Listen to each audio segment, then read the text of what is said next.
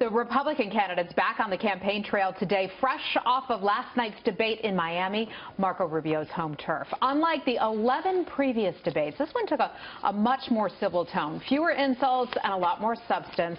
Here's a quick look at some of what was said.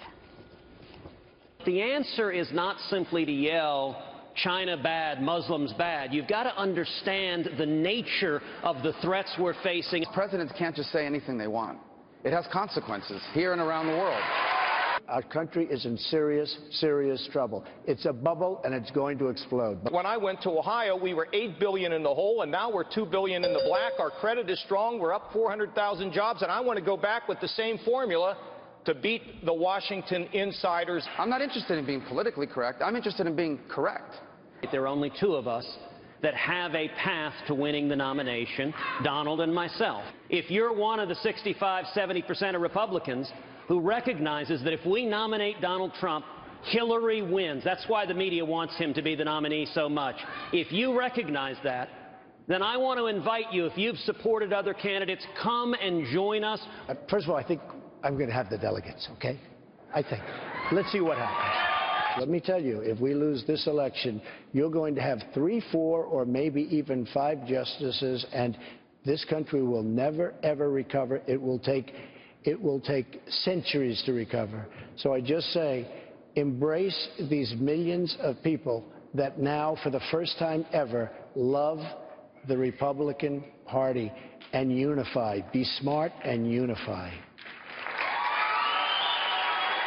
A whole lot to go through there. Our chief political correspondent, Carl Cameron, joins us live from Miami Beach. Carl, this is a campaign like none other. And then we're getting this news that Marco Rubio may be saying it could be okay to vote for John Kasich in Ohio.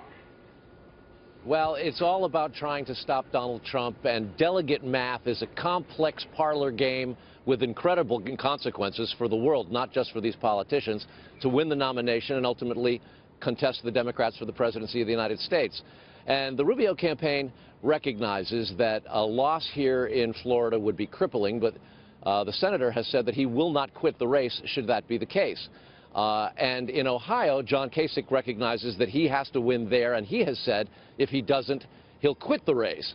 So today, Marco Rubio's aides have said that Marco supporters in Ohio should seriously consider a vote for Kasich in order to stop Donald Trump from winning Ohio. And conversely, they argue that if Kasich voters want to help Marco Rubio win in Florida, Marco Rubio would obviously welcome them. But the idea that a presidential candidate would be prepared to forfeit support in one state in order to stop a rival is something quite amazing.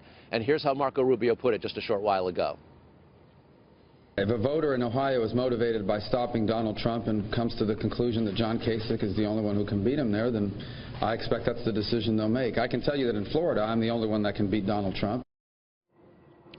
Now, Ted Cruz has rejected that idea. He doesn't want to play the sort of unity ticket where everybody binds together and tries to stop everybody. He makes the argument that there are really only 2 candidates who can win the nomination, Ted Cruz and Donald Trump. Cruz today was pushing hard on the idea that it is time to do away with Donald Trump as the front runner, essentially because he's not offering solutions to the nation's problems. Watch.